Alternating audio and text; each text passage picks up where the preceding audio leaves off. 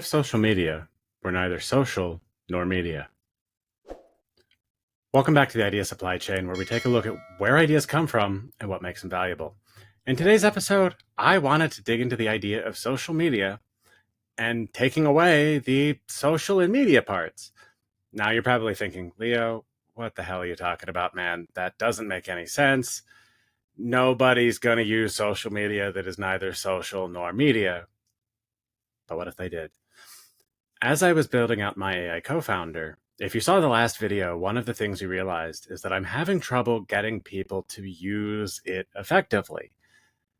I know that the way it becomes super effective is if you record as many thoughts as possible and let the AI do the heavy lifting of connecting the dots between all those thoughts. But it's hard as a human to think about what you're putting in there. And this is where I kind of came up with, well, I actually kind of based the idea on Twitter. I love Twitter, and I think Twitter, at its most valuable thing, is not actually necessarily in the connections that you make. It's in the ability to record what you're thinking over time and just share what you're thinking with the world. Now, the problem is there's a lot of weird incentives at play. There's the I want to grow my audience kind of thing. And then there's the interactions with other people. And as you're taking all of this in, your brain is actually doing a lot of processing and trying to figure out how to make it better, right? And when we're doing that, we're picking up on all sorts of like subtle things in terms of these feedback loops that we get caught in. Oh, I post about my dog and that gets a lot of likes. I post about MRR screenshots if you're in the indie hacking community, and that gets a lot of likes. And the reason for that is those are things that are not particularly meaningful, but it's something that everybody who's seeing it can easily relate to. People like seeing dogs. They like cheering for indie hackers who are showing growth in their MRR charts. But what if that's not what you're posting? What if you're posting, let's say, what you feel to be groundbreaking research in quantum economics? Crickets. I post what I'm thinking on Twitter actually not for my own benefit. I really do it for the benefit of people reading it. I want to spark and inspire like thoughts in them, ideas, right? That's what I'm all about. I want to trigger those ideas in other people to show them that there are different ways of seeing things and hopefully enable them to achieve the goals that they set forth for themselves. But social media hasn't been particularly helpful in that. Even this YouTube channel, it's kind of suffering because I'm not doing all of the attention-grabbing stuff that most channels want to do because I don't believe in capturing attention. I want people to give me their attention because they understand that I'm not going to waste it. And so I said, what if I took Twitter and used it as kind of a basis for what I'm going to do with my AI co-founder? And what if I said, hey, let's see what we can do to maximize the value of any time you spend on this platform, making sure that the attention that you provide the platform is as beneficial to you as possible. And so last night, I started building that because I got an idea and I want to implement it as quickly as possible. Now, this actually solves a number of problems for me. First of all, the problem with people understanding how to use the platform. When you're trying to give somebody a new tool, there's a learning curve that they have to overcome in order to figure out how to use it.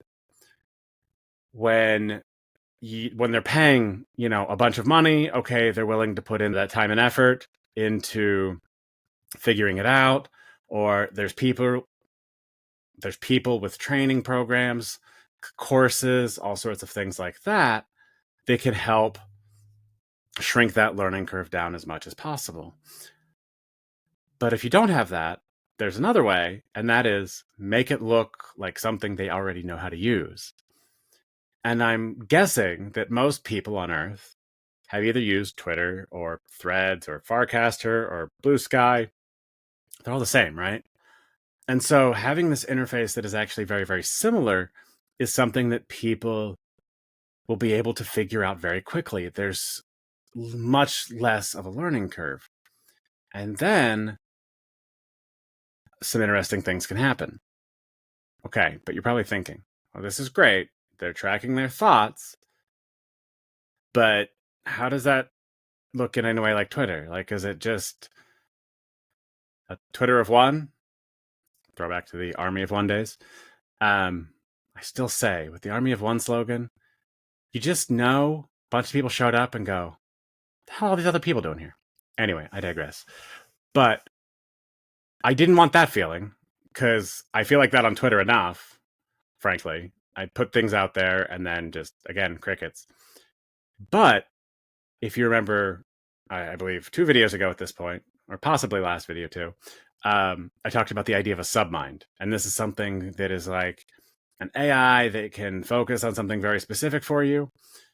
And I took that idea and I said, okay, what if your submind replied to you?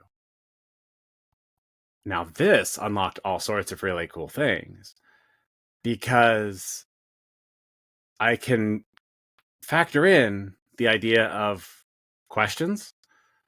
Oh, cool, I've got a thought. What's the next step in this like thread? Oh, I need to ask a question. Boom, I can ask the question, get a response. I really like the idea of these like threaded conversations where it's you and the AI. And I can also really align the monetization piece based on how quickly people want the AI to reply. So basically, I can set pricing tiers at the free tier. Okay, the submind will respond once a day. Cool. At that point, you're probably not going to be spending a ton of time on the platform. You're going to write a bunch of thoughts, turn it off, go do your other stuff, come back the next morning, see the responses. And that's totally fine. I think that is a valid way. And I actually like that, because I'm letting the user be on the platform as little as possible versus Twitter or LinkedIn or those types of platforms that want you on there as much as possible. Cool.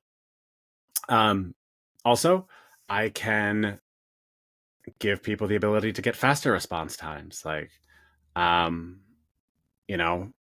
hours, 1 hour, immediate. And I can actually set different pricing tiers to see what people are most interested in. And my thinking is, like, anybody who's paying like the highest tier for immediate answers, they're going to be using it a ton. So I need to charge accordingly, because that's going to get pretty pricey. But if they're, only using it briefly once a day, that's ideal. If they're not even using it once a day, fine, they can be on the platform, but they're not actually using it. So they're not costing me money. So I'm not actually that worried about charging them. And so what this does is it really aligns the incentives with me and the user, to where the more value that people get out of it, the more they can pay for it.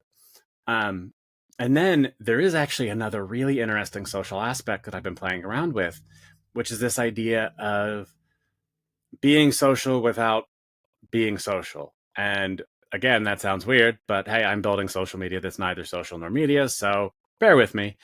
And let's take the idea of connecting people on ideas. And this is something I've talked about with the architecture that I've been building, the Nexus. It's all about connecting people and ideas. So in this way, it's connecting people through ideas. And so what I want to do is I want to give people the ability to open up their thoughts to the outside world.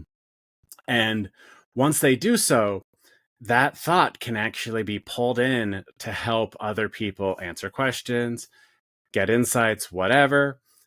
And then if both sides agree, thumbs up, thanks OSX, then, we can actually make that an actual connection, possibly with like an embedded submind, sharing contact info, whatever it is. That's actually up to the people involved. And so there does kind of get to be a social thing, but it's not social by default. all social aspects are opt-in and require more effort. Because let's face it, relationships require more effort. People require more effort. And so what this does is it separates out the people from the data. You can get the data as fast as you want to get the data. You can be very efficient. You don't need to worry about the, various niceties of polite conversation, making sure that you're not hurting anybody's feelings. Because all that does is it just stacks up a bunch of extra information. It makes work harder. So, what if we didn't do that unless we actually wanted to talk to the people? And what this allows us is it allows the people who want to focus on the data to focus on the data. It allows the people who want to focus on the people to focus on the people. And it doesn't mix those two things up, because I think that's something we've done way too much of and is a big piece in what I've been building out and writing about, in terms of like the systems we build being data centric when they should be human centric. So this gives us a new way of doing that. And then it also opens up some really interesting shared architectures with allowing submines to be available on like a marketplace, so people can install submines that track various thoughts of a user if they opt in. Again, very much opt in. This is putting the power in the hands of the people, not of me. I don't want the power. I just want to give people a platform that they can use to be as effective and efficient as possible, and as they want to be. I think there's kind of a, at some point, it doesn't really matter that much how effective and efficient you are, because you've spent you have enough time to spend on the stuff that you care about outside of work. And I really think this opens up a lot of really cool possibilities. And so going live today at some point will be the initial version of this to really simplify the interface, get people into something that they're comfortable with, and then see how that impacts the usage. Because I've got a product that I know is extremely helpful. It has helped me. I'm going into my third week of going to the gym almost every day. And I was able to do that because I recorded thoughts. I took that. I made an action plan.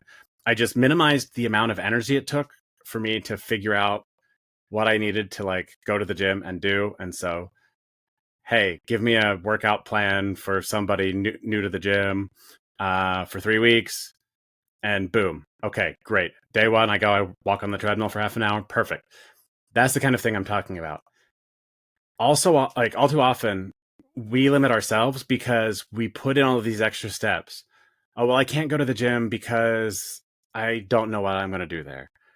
I don't know. I can't go to the gym because, I might hurt myself, or there's all these excuses we put in front of ourselves. And if you've read like James Clear's Atomic Habits, which I highly recommend, one of the things he talks about is adding friction to the things that you want to stop doing and taking away friction from the things you want to do.